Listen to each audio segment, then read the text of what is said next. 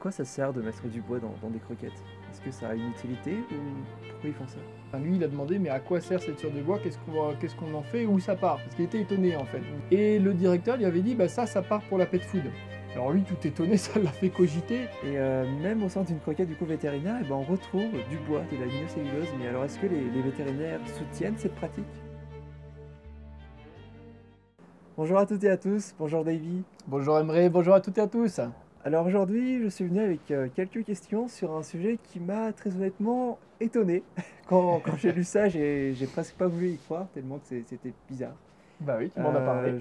J'aurais voulu te parler donc de bois au sein des croquettes, Mhm. mais vraiment du bois. Ouais. Et juste avant ça, est-ce que tu pourrais te présenter? Bien sûr. Alors pour ceux qui ne me connaissent pas encore, je m'appelle Davy Ross, je suis fondateur de Croque la Vie, qui est fortement investi dans la santé animale, chien et chat. Je suis aussi un expert en santé animale et en alimentation à l'élevage des Joyeuses Gambades, qui a été meilleur élevage dès 1998, et dans lequel j'ai grandi depuis que je suis tout petit. On a acquis quand même une certaine expérience dans le milieu de l'élevage, je pense qu'on peut vraiment le dire. Bien d'accord. Et aujourd'hui, on aide beaucoup de chiens et de chats maintenant, à travers tous les conseils et cette expérience qu'on a pu acquérir. Et je pense qu'on ne va pas s'arrêter là. Voilà. Super, merci beaucoup. Alors, qu'est-ce que tu pourrais nous dire sur le bois dans les croquettes? Qu'est-ce que c'est? Tu sais, moi, je parlais avec une de mes assistantes ça remonte il y a peut-être un an, mais on parlait déjà de ce sujet-là. Oui. Bon, moi, c'est quelque chose que je connaissais, mais c'est vrai que c'est pas quelque chose qu'on utilise. Donc, du coup, c'est vrai que bon, voilà. Mais elle me disait, c'était rigolo parce que elle m'expliquait que son frère, Oui. lui, il travaille dans comment on appelle ça, Dans une scierie? dans une scierie, dans les usines à bois. Et il a essayé de s'en faire embaucher dans une nouvelle scierie et on lui a expliqué, enfin lui il a demandé mais à quoi sert cette sciure de bois, qu'est-ce qu'on en fait, où ça part? Parce qu'il était étonné en fait. Je sais plus exactement le contexte, mais bref il avait posé cette question-là et le directeur lui avait dit bah ça part pour la pet food. Alors lui tout étonné, ça l'a fait cogiter, il est revenu le lendemain, il lui a reposé quand même la question, voir s'il avait bien compris, parce qu'effectivement il ne le savait pas. Et ils lui ont dit non, ça part vraiment pour aller dans les croquettes. Croquettes ou autres aliments de pet food. Mais c'est légal de faire ça? Ils ont le droit de mettre ça dans les croquettes après? Alors, l'utilisation de sciure de bois ou de ce qu'on appellerait la brande cible, c'est la même chose. Oui, c'est tout à fait légal. Hein. C'est oui. tout à fait légal. D'accord. C'est même. Alors après, ça se retrouve pas comme ça dans les étiquettes. Tu vas pas marquer bois. Hein. Il y a marqué en général, c'est sous forme de lignocellulose. Oui, c'est ce que j'avais Regarde, trouvé. je t'ai ramené Je me suis permis d'imprimer ça juste avant de partir parce que je trouve ça très intéressant. On l'affichera à l'écran. C'est le règlement de la Commission européenne. Donc ça date de 2017, ça a été mis à jour en 2017, en juin 2017. C'est un article qui est relatif au catalogue des matières premières pour aliments des animaux. Et si tu veux, quand tu vas à la page, je sais plus si c'est la page 45, quelque chose comme ça, je ne l'ai pas imprimé avec le numéro de page, mais quand tu vois cet ingrédient, alors il est sous le numéro 7.8.1, tu vois marqué l'ingrédient lignocellulose. Et là, si tu regardes, la colonne du milieu, attends, je montre quand même vite fait. Tu as le numéro à gauche, la description au milieu et la désignation qui est obligatoire. Quand il y en a, la désignation, c'est comment ça va être dénommé, désigné dans l'étiquette des croquettes.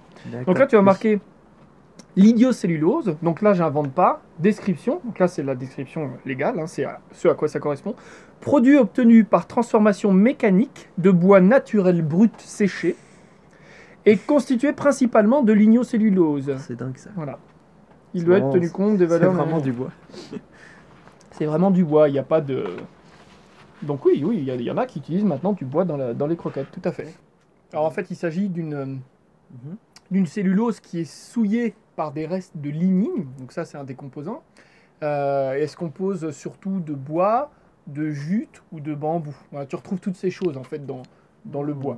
Et la lignocellulose, par contre, elle doit systématiquement, quand elle est dans la composition, être déclarée, comme on l'a vu. Et notamment, dans la composition analytique, elle va rentrer dans le pourcentage de cellulose brute. Et dans la composition en elle-même, bah là, il va y avoir marqué lignocellulose. D'accord, mais j'ai quand même une question qui est dans mon esprit, c'est que là, j'ai trouvé une croquette dite vétérinaire. Ouais. Et même au sein d'une croquette du coup vétérinaire, eh ben, on retrouve du bois, de la lignocellulose. Mais alors, est-ce que les vétérinaires soutiennent cette pratique? Alors en fait, les vétérinaires ont pour beaucoup, ne savent même pas en fait qu'il s'agit de bois. Hein. Ah oui, d'accord. Donc, est-ce qu'ils soutiennent ou point. pas, je ne sais pas. J'ai déjà vu des vétérinaires qui dénoncent en tout cas la trop grande quantité. Mais oui, la majorité, moi ceux avec qui je parle, ils ne savent même pas que c'est du bois en vrai. Hein. D'accord, d'accord. Mais du coup, à quoi ça sert de mettre du bois dans des croquettes? Est-ce que ça a une utilité ou pourquoi ils font ça? Bah, c'est un ingrédient qui est peu coûteux, qu'on Mhm. va introduire dans la nourriture pour chiens et chats, et c'est plus utilisé dans un but de faire perdre du poids. Donc on va plus Ah. donner ça à des chiens ou chats obèses ou stérilisés, des choses comme ça. En fait, ça va remplir l'estomac, Mhm. ça va gonfler et donner très rapidement une sensation de satiété. Donc ça reste de la théorie, hein, parce que tu vas voir. D'ailleurs, regarde, par rapport à ça, je t'avais imprimé un petit... bah là, tu le vois. Je me permets de prendre ta feuille juste pour Oui. dire bien la citation. C'était la docteure Jutta Ziegler, donc elle est docteure vétérinaire, et qui a écrit dans un des livres qu'elle a fait, où justement elle dénonce ceux qui utilisent trop de lignocellulose, Mhm. parce qu'en soi, même si c'est du bois, ça n'a rien de toxique.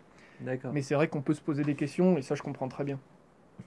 Elle dit: la lignocellulose n'est rien d'autre qu'un concentré de fibres de bois brut grâce à l'énorme capacité de gonflement de ces fibres, le volume de sa nourriture, donc là c'est ce que je t'expliquais, entraîne une satiété mécanique plus rapide. D'accord. Et là, attention, c'est là que c'est intéressant, si certaines teneurs en fibres brutes a sa place dans la nourriture, pour la qualité du transit, le fait qu'elle occupe la première place est suspect car le bois ne rassasie pas. Et là, ce qu'elle souligne, et c'est vrai que c'est quelque chose d'intéressant, c'est « et le chien développe des fringales ». Alors les fringales, c'est...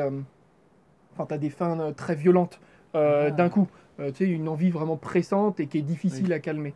Donc ça donne des comportements alimentaires des fois pas très contrôlables et les maîtres des fois ne comprennent pas ce qui se passe. Mais tout simplement parce que tu as des aliments qui vont ne pas profiter et à cette sensation de satiété, sauf que le problème c'est qu'après le chien il a faim quoi.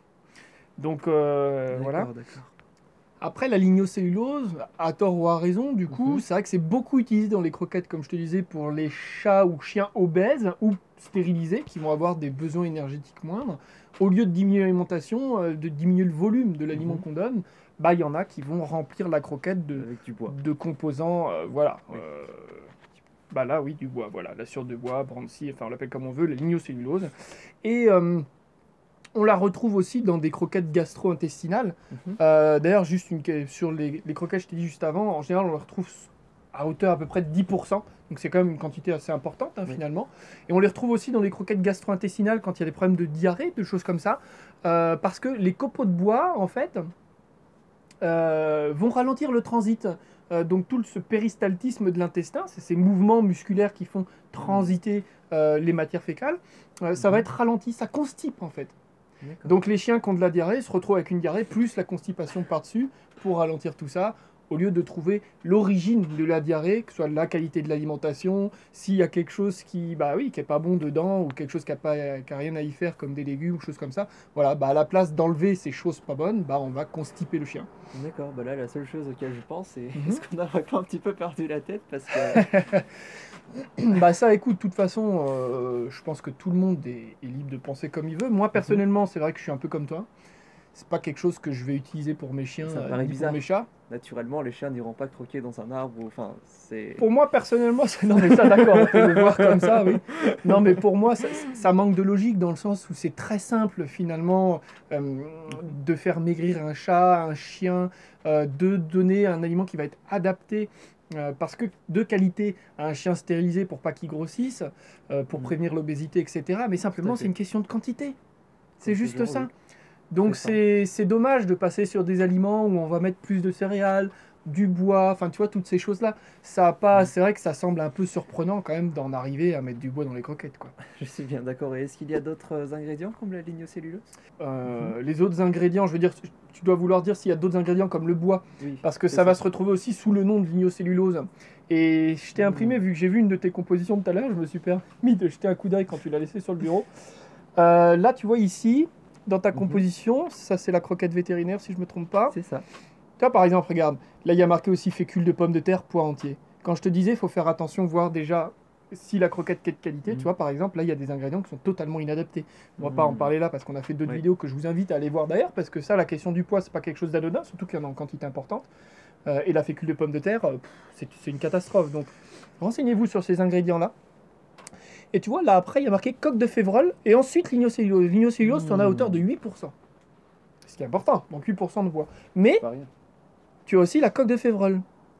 Et la coque de févrole, même si là c'est mis comme ça, j'ai pas recherché pour la coque de févrole comment c'est cadré au niveau de la législation, mais la coque de févrole, c'est ça en fait. C'est cette petite coque qui entoure les févroles dedans. Donc je monte à la caméra rapidement, mais je pense qu'on mettra la photo directement. C'est ça. Et ça, quand tu le laisses sécher, ça devient du bois en fait. C'est comme du bois. Ça se transforme. Donc tu as d'autres ingrédients comme ça, tu en as d'autres encore, hein. Mais après les autres vont devenir plus rares, hein. C'est plutôt ce qu'on a l'habitude de voir là sur de bois sous forme de lignocellulose et les coques de févrole ou autres qui peuvent s'apparenter aussi du coup à du bois. Et voilà, donc oui, tu as d'autres ingrédients. D'accord, et écoute, merci beaucoup pour toutes ces réponses. Bah écoute, de rien, c'était intéressant comme sujet. Tout à fait. Juste avant de vous quitter, je voulais vous dire quelque chose de très important. Vous êtes en droit de savoir ce que contient réellement l'alimentation de votre compagnon. Il s'agit de sa santé. Alors si vous aussi, vous souhaitez ne plus vous faire avoir, téléchargez cette infographie. Elle vous révèle 5 critères absolument essentiels pour choisir une bonne croquette. Elle vous permettra aussi de savoir si les croquettes que vous utilisez actuellement contiennent des ingrédients qui, au contraire, sont mauvais pour sa santé. Ne vous faites plus avoir et cliquez dans le lien ci-dessous. Je vous l'enverrai personnellement par email et ainsi vous pourrez me poser toutes vos questions. Donc n'hésitez pas à me dire comment je peux vous aider et si vous rencontrez peut-être actuellement des problèmes avec votre chien ou avec votre chat. Si cette vidéo vous a plu et que vous souhaitez retrouver facilement tous nos contenus, abonnez-vous et surtout partagez cette vidéo un maximum pour aider d'autres personnes qui comme vous cherchent le meilleur pour leur compagnon. Je vous dis à très vite dans la prochaine vidéo.